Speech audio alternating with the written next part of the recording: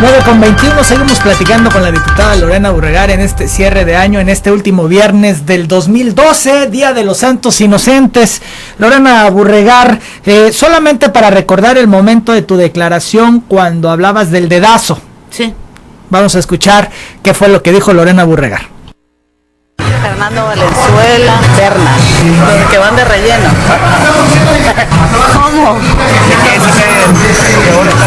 El primer, con Adán Rodríguez Ocaña y Aureola Rodríguez Pupil. ¿Quién encabeza la lista? Valenzuela. El primer dedazo del PRD. Pues es una decisión del gobernador electo y bueno, pues nosotros no, aquí nos, pues nosotros ahora sí que nos pidieron que integráramos la terna y eso hicimos, ¿no? No tengo idea, pero ahí llegaron. Pues es que es el gobernador electo el que tiene que tomar la decisión y obviamente ya la decidió, ¿no? Sí, pues es un compañero diputado, es una gente preparada. Bien. Mira, da igual si yo le doy el visto bueno o no. Bien, dices, es el primer dedazo del PRD, pero dices también inmediatamente que es una decisión de Arturo Núñez. Sí, que es una propuesta, que es una propuesta. Entonces, que finalmente decide Arturo Núñez. Entonces, bueno, decide, se lo encarga a su bancada y es el dedazo del PRD, pero sí, es un dedazo del gobernador. Sí, porque el que vota es el PRD. Pero es un dedazo del gobernador electo. Pero el que vota en la bancada es el PRD. Por eso, pero es un dedazo del gobernador. Es una propuesta del gobernador electo. Por lo menos así lo entendí yo. Es una propuesta del gobernador electo. Y es quien toma la decisión. Sí, pero es la bancada, es la Cámara de Diputados la que decide la Por eso terna. hablas de dedazo. Sí, por supuesto. Que viene desde el Ejecutivo electo. Del PRD, porque así lo dijo Juan José Peralta. Bueno, 9:23 a.m, Lorena Burregar, seguimos platicando con ella. Yo decía del PRI. Y el PRI, bueno, pues algunos dicen que no está en su mejor momento, que todavía no asimila. Vemos a un dirigente haciendo declaraciones fuertes, vemos a otros personajes que atemperan la situación, pero bueno, yo lo primero que te preguntaría es cómo está tu partido. ¿Te has metido? ¿En qué situación está el Revolucionario Institucional después de la derrota del 1 de julio? Mira, nada más para cerrar el tema de la Cámara de Diputados, yo te quisiera decir que como legisladora para mí ha sido verdaderamente un honor estar ahí, ha sido un aprendizaje intenso, he hecho muchos amigos en la Cámara de Diputados, he aprendido a conocer a mucha gente, pero en el caso de los diputados hay batallas que se han dado internamente, hay temas que hemos logrado parar, porque son temas muy fuertes como la donación de demasías, la donación de terrenos, en fin, hay una serie de temas que es impresionante ver cómo a veces se abusa del poder y es la Cámara de Diputados el centro del poder donde se toman las decisiones y donde si los diputados no se asumen como tales, se pueden parar o se pueden cometer muchos atropellos y barbaridades. Y hay disidencia interna, por llamarla de alguna manera, que se dio en acuerdos, en encuentros y desencuentros. Yo quiero reconocer, por ejemplo, la posición de Humberto Villegas Zapata, que ha sido una gente que ha apoyado muchas de las batallas que me ha tocado librar y viceversa, me ha tocado apoyar las batallas que él ha logrado librar, de Óscar Castillo Moa en la parte de transporte, de muchas cosas, de Jaime en la parte de obras públicas con eso de las donaciones. Y algunos dirían son tus diputados, eran los diputados de Lorena Burregar. Digamos que eran los diputados de Lorena Burregar, alguna vez escuché que coincidían conmigo, porque fíjate que me pasó algo que es reconfortante y alentador para mí, aunque no satisfactorio al 100%, porque siempre apoyaban y estaban de acuerdo en todo lo que yo decía, pero nunca se atrevían a manifestarlo públicamente, ¿no? Entonces ellos me decían, está bien, o sea, yo te apoyo, pero no lo puedo decir públicamente. Entonces, ¿por qué? ¿Por temor? ¿Cuál era el argumento del silencio? Por no confrontarse al principio, porque muchos aspiraban a ser candidatos a presidente municipal. Tenían que alinearse y ser institucionales. Y a ser institucionales. Unos fueron engañados, muchos se quedaron colgados de la brocha en el camino, aunque hicieron un trabajo intenso, que son gentes que pudieron haber sido buenos candidatos. Y que al final trabajaron en contra del PRI. Y que al final apoyaron en sus municipios a un partido distinto al PRI. Que por eso los quieren expulsar, por cierto. Ligamos la parte de lo que tú decías del PRI. La representación del PRI en la Cámara de Diputados estuvo muy distante de la dirigencia del partido. Nosotros aportábamos una cantidad de dinero que se nos descontaba de nuestras dietas para la dirigencia del partido. Y yo, desde que empezó un ambiente hostil y empecé a ver que no había ninguna atención de parte de Adrián Hernández Balboa hacia la bancada del PRI, yo retiré mis aportaciones. Otros lo fueron haciendo gradualmente. Con Pancho Herrera ya casi nadie le daba ni un peso, porque había la queja de la desatención de la dirigencia del partido hacia la bancada del PRI. ¿Y a qué se le atribuye esa soberbia? Se la atribuyo a la falta de oficio político. Mira, una de las ausencias más dolorosas para mí en la política de Tabasco ha sido precisamente esa, la ausencia de la política. Se ha hecho todo: denostar a la gente, descalificarla, agredirla, excluirla, pero no se ha hecho política. ¿Por qué? Porque la mayoría ni siquiera tiene idea de lo que es la política. La política es pasión, es entrega, es conquista, es magia, es seducir a la gente, es convencer a la gente, es negociar, es construir acuerdos, es buscar coincidencias, no es descalificar, no es excluir, y menos aún quien dirige el partido. Y eso pasó. Pues estas fueron las experiencias que vivieron. Tú dime si después de una derrota tan estruendosa como la que ha sufrido el PRI, ¿a quién se le ocurre iniciar un proceso de expulsión de una lista interminable de priistas que resulta que se les acusa de no sé cuántas cosas? Bueno, de que hablaron mal del gobernador, que no apoyaron a los candidatos del partido, en fin, ahí hacen una serie de señalamientos. ¿Tú crees que hoy Francisco Herrera, si le preguntas cuál es la opinión que tiene de Andrés Granier, se atrevería a decir que es un buen gobernador? Vamos a preguntarle. Pues yo creo que sería bueno, ¿no? Vamos a preguntarle a Francisco Herrera, creo que él nos responda mejor, ¿no? Cuando estamos viendo que una de las causales de la debacle del PRI es precisamente el mal gobierno. Vamos a escuchar qué dice Francisco Herrera, ¿te parece? Él hizo una evaluación de por qué perdió el PRI en Tabasco. Vamos a ver si se le atinó. La homologación de las elecciones, la razón de paisanaje, la percepción negativa ciudadana sobre el quehacer gubernamental, la falta de oportunidades para fortalecer la economía familiar, el crecimiento de la pobreza y el desempleo, el alza en los costos de los productos de la canasta básica y también, por qué no decirlo, la marginación política, la división generada en los procesos de selección interna de nuestros candidatos, la marginación de nuestras estructuras en las campañas, la utilización de estructuras paralelas, la distribución privilegiada de los apoyos en campaña, la omisión en el cumplimiento puntual de la ley electoral, insuficiencias en la comunicación interna, la falta de capacitación política electoral.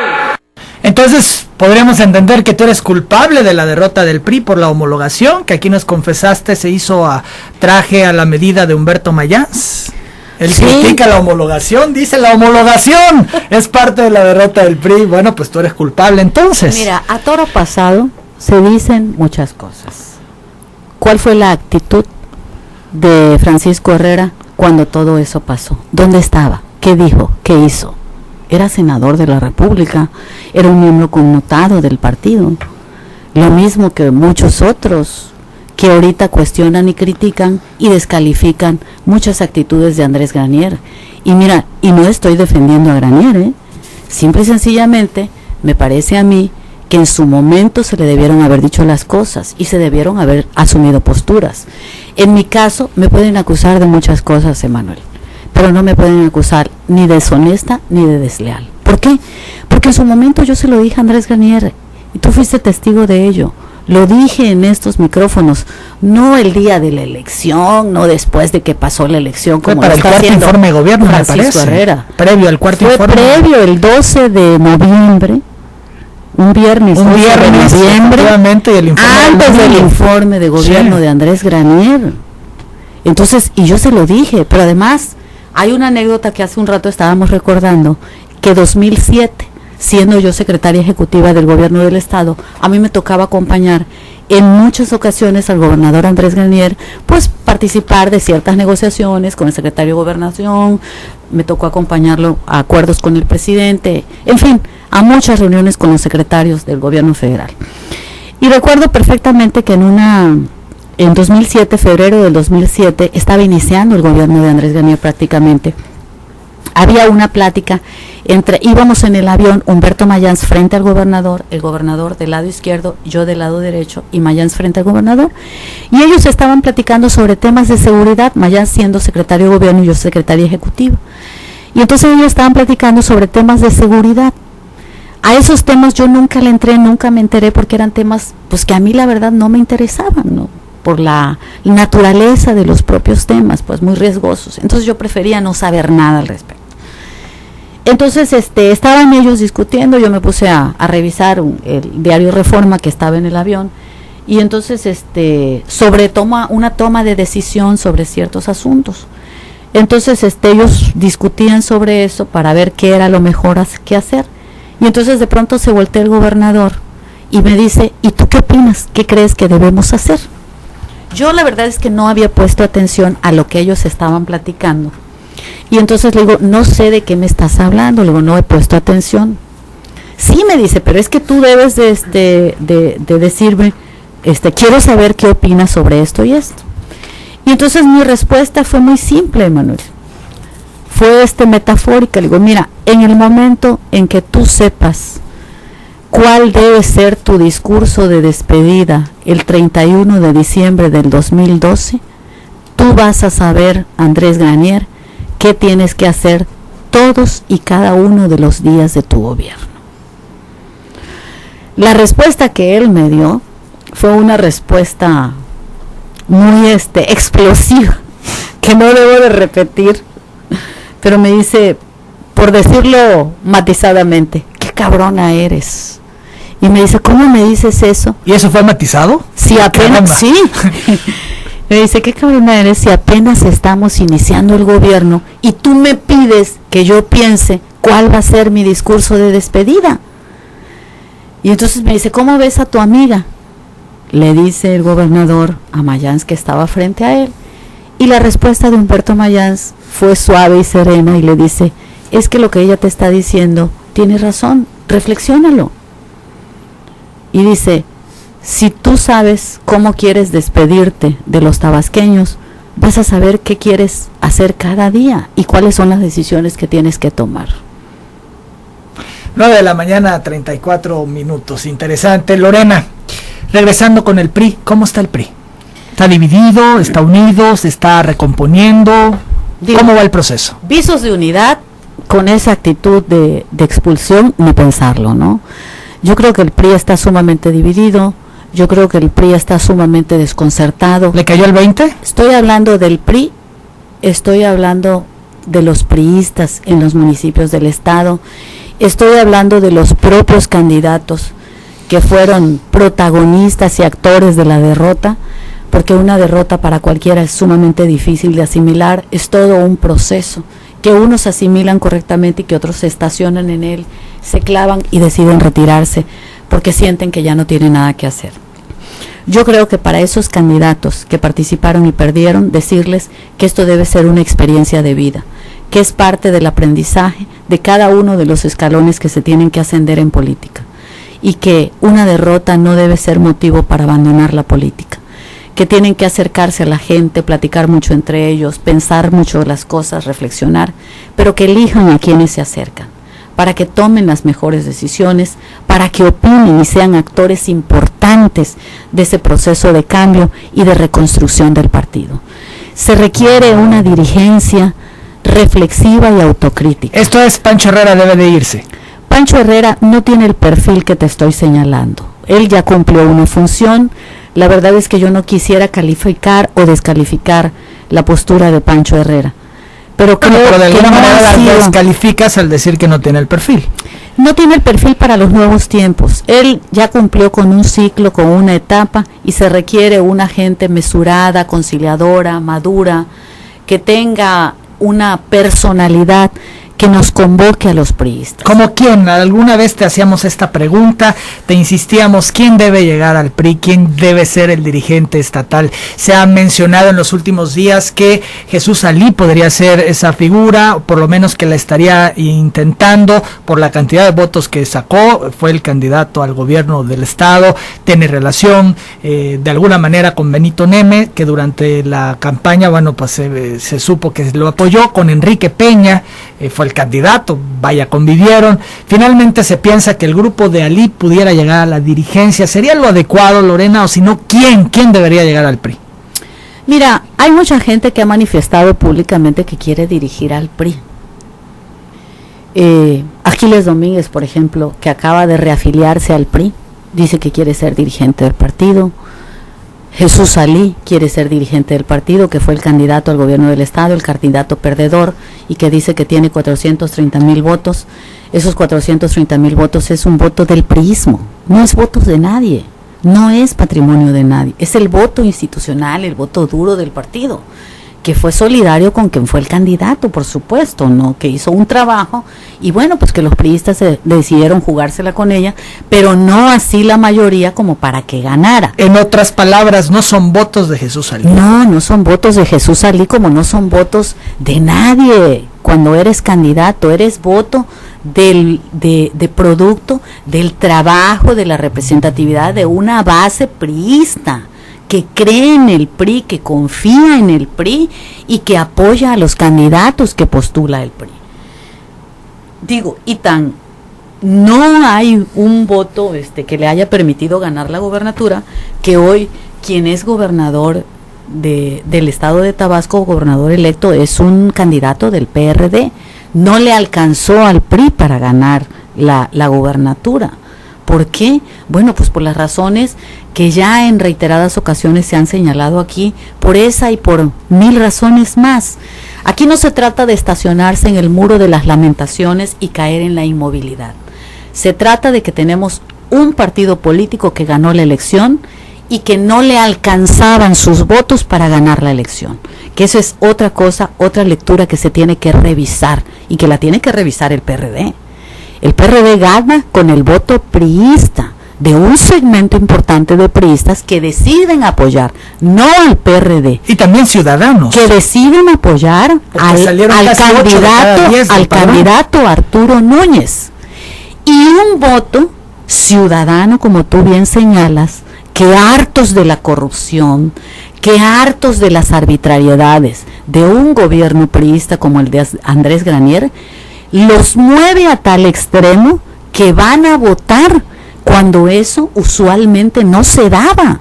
Entonces fueron dos factores que se conjugaron y que sabes que tenemos que decirlos y leer correctamente, porque si no, lo que hagamos en el futuro va a estar, las decisiones que tomemos en el futuro no se van a tomar sobre premisas verdaderas, sino falsas. Los números que traía el PRI, me dicen, eran alrededor del 62% de la votación, o sea, les daba para ganar si salía a votar el 62% de la votación, salió casi el 80%. Así es, sí, pero hacen cuentas alegres, ya no hubo manera de... Porque no consideras en las encuestas, que ojo, fue el caso de Peña. Aunque aquí todas las encuestas dijeron que ganaba Alí, salvo una que otra. Todas las encuestas manipuladas, pero las encuestas reales y verdaderas, las que no fueron maquilladas, dijeron siempre la verdad.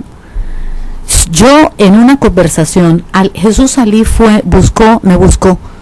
Yo estuve en un proceso de salud muy difícil, entonces durante la campaña yo tuve que retirarme, entonces porque estuve en el hospital por cuestiones de salud. Entonces en mi proceso de convalecencia hubo insistencia de que yo me reuniera con Jesús Alí. Entonces yo acepté reunirme con él, lo recibí en mi casa, él me hizo favor de ir a mi casa, solamente que yo pedí que estuviera un testigo en esta conversación, y el testigo fue Guillermo Narváez Osorio, que fue el puente para que platicáramos Jesús Salí y yo. Y en esa conversación yo se lo dije antes de la elección, eran 30 días antes de la elección, yo le comentaba, le hice un análisis, esto que te estoy diciendo, a Jesús Salí, por las razones por las que no iba a ganar, 30 días antes, Emanuel. Entonces le dije, primero, no eres el candidato de Andrés Granier. Segundo, hubo un proceso de desgaste en una elección interna que no llegó a efectuarse porque hubo una decisión autoritaria del centro del país, del Comité Ejecutivo Nacional. Entonces, mira, ¿sabes qué? No vas a ganar, no tienes condiciones para ganar. ¿Por qué? Porque Luis Felipe, porque Mayans, porque tú, se dijeron de todo. Los equipos se hicieron talco, por decirlo menos. Entonces, y luego aunado a eso, viene un proceso de decisión donde se impone una decisión avalada por o impulsada por Benito Neme, quien es compadre del hoy presidente electo, y por supuesto que los priistas nos sentimos ofendidos. Presidente de la República. Por el hoy, presidente de la República, Peña. Entonces, ¿por qué? ¿Con qué derecho se toma la decisión por los priistas en Tabasco?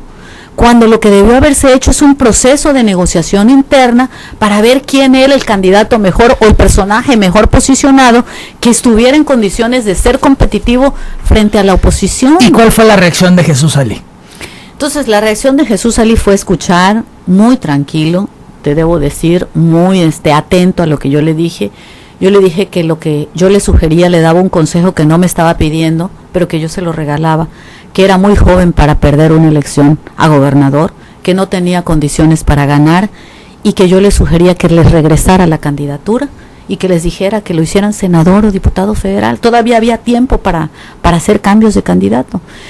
Entonces, él me dijo que que él iba a permanecer como candidato y que iba a ganar la elección.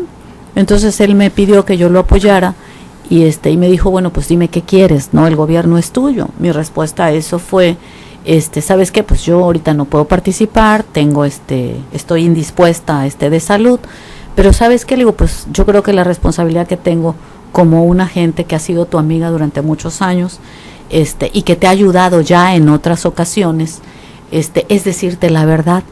Muy pocos se atreven a decirla y muy pocos aceptan que se les diga la verdad cuando estás en una posición de esa naturaleza. Y él dijo que, bueno, pues que lo agradecía, pero que él iba a seguir adelante y que él iba a ganar la elección. Y bueno, el resultado pues ya lo conoces. Lorena Burregar, se dijo mucho que apoyaste a Arturo Núñez Jiménez. ¿Verdad o mentira? Mira, yo soy amiga de Arturo Núñez Jiménez, como amiga, por lo menos de mi parte, con Jesús Salí. Hace un momento decía que me tocó ayudarlo en varios tramos políticamente hablando. Creo que una buena ayuda es que alguien te diga la verdad. Ya si la tomas o no, bueno, pues es otro asunto. En el caso de Arturo Núñez, por supuesto que yo soy amiga de Arturo Núñez desde que él era priista. Yo trabajé con él en su campaña para diputado federal por el 6º distrito, cuando él intentó ser candidato por el PRI. A mí me tocó ser parte de eso. Y mucha gente que estuvo conmigo cuando yo toqué la puerta para invitarlos a sumarse al equipo de Humberto Mayans en la campaña interna, pues es gente que participó con Arturo Núñez. Te puedo decir que el 90% de quienes trabajaron para la candidatura, para la búsqueda de la candidatura interna de Humberto Mayans en el PRI, pues la mayoría había trabajado para Arturo Núñez como diputado federal, y después cuando buscó dentro del PRI ser candidato al gobierno del estado. Y bueno, pues permanecieron en el PRI, no se fueron en el PRI, y bueno, atendieron a ese llamado que Raúl Lezama, que Óscar Argáez, que muchos priistas le hicieron para que formáramos parte de un equipo. Pero la mayoría también decidió que si no era Humberto Mayans el candidato, pues que no había condiciones para ganar. Y también en estos micrófonos yo dije que solamente había 2 hombres en Tabasco que tenían la estatura para conducir los destinos del estado de Tabasco. Sí, aquí lo dijiste. Por las condiciones que presentaba el estado y sacarlo de la crisis. Y hablabas de Humberto Mayans y de Arturo Núñez Jiménez. Exactamente. Lo recuerdo bien. Y bueno, pues a la distancia, recordarlo, bueno, pues las cosas se dieron de esa manera. ¿Pero fuiste congruente? ¿Apoyaste a Arturo Núñez? Era mi pregunta inicial. Mira, yo platiqué con Arturo Núñez, él me invitó a participar en su campaña. Yo le dije que yo no podía hacer eso porque no era partidaria de andar cambiando de partido. Que por supuesto que yo le deseaba buena suerte, que como amigos me encantaría que él fuera el gobernador de Tabasco. Entonces votaste por Arturo Núñez. Entonces yo lo que le dije es que no podía participar, que yo me iba a mantener dentro del PRI, no pude salir a votar. ¿No votaste? No pude salir a votar, porque sí salí a votar, sí llegué a Centla, porque yo votaba en Centla, pero habían colas impresionantes, de tal manera que ya no se pudo concretar lo de mi voto. Entonces no te puedo decir que sí voté por Arturo Núñez o que sí voté por Jesús Alí, porque no voté por ninguno al final de Mira qué respuesta, no. Para no meterte en problemas, Pero es la verdad. Qué respuesta. Fue impresionante la cantidad de gente que votó, porque yo tenía compromisos y yo debía regresar. Estuve en la cola alrededor de 3 horas, Emanuel, y la cola era impresionante. ¿Ayudaste a Arturo Núñez de alguna manera? Pues no le pude ayudar porque te digo que yo estaba con un proceso. No, yo estaba en un proceso de convalecencia. Yo lo que hice fue platicar con todos. Platiqué, te digo, con Jesús Alí. La gente, acercamos a mucha gente, a muchos candidatos a través de Guillermo Narváez, que en ese momento estaba muy cerca de Jesús Alí. Yo platiqué reiteradamente con Guillermo Narváez para pedirle que le acercaran gente a Jesús Alí, que tenían aspiraciones. Entonces, porque no tenía otro puente, y porque te digo que yo estaba en un proceso de convalecencia. Guillermo Narváez, de manera muy atenta, muy eficiente, lo hizo. No hubo los resultados que hubiéramos querido, porque el equipo, quienes eran los cercanos a Jesús Alí, como Adrián Hernández Balboa, como Mario Yergo y como César Rojas, se encargaban de bloquearlos, diciendo que eran mayancistas y que pues no tenían espacio ahí. Entonces, ¿cómo construir una negociación con quienes habían participado y estaban en la toma de decisiones? Si tú les acercabas la gente, buscabas intermediarios y los pateaban, por decirlo gráficamente. Entonces, pues mucha gente, obviamente, que tenía aspiraciones, buscó espacios en otros lados, buscó los puentes con Arturo Núñez, con el Movimiento Ciudadano, y ante eso, Emanuel, bueno, pues ¿qué puedes hacer? La gente busca sus espacios donde se les abren las puertas. Regresando a la dirigencia del PRI, ¿quién debería encabezarla? Tengo que irme a una pausa. Mira, ¿quién debería encabezarla? Una gente que concilie, que sea capaz de convocarnos a todos los priistas, que no tenga aspiraciones de ser gobernador del estado, para que no use la dirigencia del partido como un trampolín político. ¿Quién? Hay una persona con la que hemos platicado muchos priistas, con la que yo personalmente he platicado en reuniones, en sobremesas, y que nosotros o muchos priistas creemos que tiene el perfil, y que espero no darle el beso del diablo, pero es una gente que todo mundo respeta, que ya fue gobernador de Tabasco, como es Enrique Priego. Creo que Enrique Priego... Pero no quiere. Creo que Enrique Priego pudiera ser un buen dirigente de transición, que sea el que se encargue de cubrir el interinato o la ausencia del dirigente actual del partido hasta concluir el periodo estatutario, que es en julio. Esto es, Pancho Herrera debería irse ya. Pues hay ya una decisión de la dirigencia nacional del partido de reestructurar el partido en Tabasco. El interinato, entonces tú propondrías, ves a la persona ideal en Enrique Priego Oropeza, ¿y luego qué? ¿Luego quién? Porque no son muchos los meses para que arranque ya un nuevo mandato en el PRI sin interinato. Así es, luego que sea Enrique Priego el que recomponga internamente, el que convoque a todos, que sea el dirigente de la transición y que permita generar condiciones para ir a una elección interna de consulta a la base, donde quien o quienes aspiren y se sientan que pueden dar una buena contienda, se inscriban en un proceso abierto de consulta a la base para que la militancia participe y tome la mejor decisión de elegir a un dirigente que vaya legitimado por la base priista. ¿A ti te interesaría? ¿Te apuntarías? No, no me interesa. No me interesa. ¿Te descartas desde ahora? Total y absolutamente. Son 10 minutos los que faltan para las 10 de la mañana, ya se nos fue el tiempo, vamos a la pausa, regresamos a la recta final de la entrevista. Lorena Burregar, es caótico lo que se está viviendo en este cierre de año, en todos los segmentos, problemas en salud, en educación, con proveedores, con constructores, marchas, plantones, exigencias de pago, no hay dinero. Yo te pregunto, ¿tú sabes de casualidad dónde está el dinero? Volvemos con eso. XEVT